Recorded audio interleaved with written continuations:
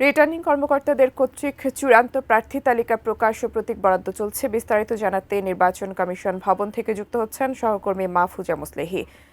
মাহফুজা, এই মুহূর্তে আপনার কাছে কি কি তথ্য রয়েছে নির্বাচন কমিশন ভবন থেকে জানাবেন। সারা দেশে যেভাবে আজকে প্রতীক বরাদ্দ হলো, ঠিক একই রকম ঢাকার ১৩ এবং ১৫ আসনেও কিন্তু আমরা লক্ষ্য করেছি কিছুক্ষণ আগেই এই দুই আসনে প্রতীক বরাদ্দ শেষ হয়েছে। আমরা দেখেছি যে এই আসন দুটোতে আসলে জামাতের আমির শফিকুর রহমান তিনি কিন্তু লড়ছেন এবং তার প্রতিদ্বন্দ্বী প্রার্থী যিনি বিএনপির শফিকুল ইসলাম মিল্টন তিনিও কিন্তু লড়ছেন।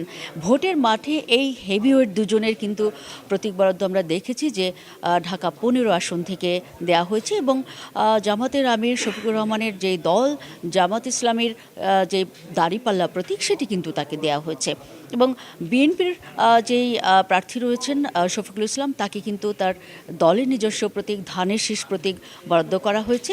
এর বাইরে যদি বলি যে ঢাকা ১৩ আসনে বিএনপির মনোনীত প্রার্থী ববি হাজ্জাজকে ধানের শীষ প্রতীক বরাদ্দ দেওয়া হয়েছে।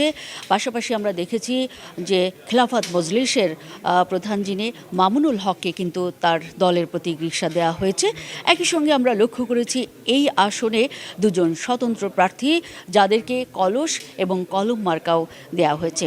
সব মিলে আসলে সকাল থেকে আমরা যেটি দেখেছি ঢাকা ১৫ এবং ১৩ আসনে মোট ১৭ জন প্রার্থী তাদের প্রতীক পেয়েছেন এবং চূড়ান্ত প্রার্থী হিসেবেও কিন্তু তাদের নাম ঘোষণা করা হয়েছে। এখানে এই ১৭ জনের মধ্যে ঢাকা ১৫ আসনে রয়েছে ৮ জনের এবং যেটি ১৩ আসন রয়েছে সেখানে কিন্তু আমরা দেখেছি যে মোট ৯ জনকে প্রতীক বরাদ্দ দেওয়া হয়েছে। তবে নির্বাচন কমিশন থেকে জানানো হয়েছে যিনি রিটার্নিং কর্মকর্তা ইউনুস আলী তিনি বলেছেন যে কোনোভাবেই যেন আচরণবিধি লঙ্ঘন প্রার্থীরা না করেন এবং যারা দাগী আসামি সন্ত্রাসী তারা যেন নির্বাচনী প্রচারণায় না অংশ নিলে তাদেরকে সঙ্গে সঙ্গে গ্রেফতার করা হবে।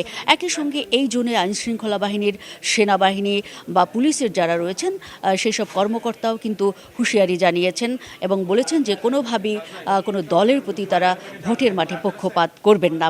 জি, আমরা একটু আগে যেটি দেখেছি যে খেলাফত মজলিসের ৫ জনের একটি প্রতিনিধি দল এখানে এসেছেন যারা নির্বাচন কমিশনে এসে প্রধান নির্বাচন কমিশনের সঙ্গে বৈঠকে বসেছেন এবং নির্বাচনী নানা ইস্যুতে তারা কথা বলবেন। এরপরেই আমরা জানবো আসলে তাদের আসলে কি উদ্দেশ্যে তারা এখানে এসেছিলেন। পরের খবরে আমরা সেটি আপডেট হিসেবে জানাতে পারবো।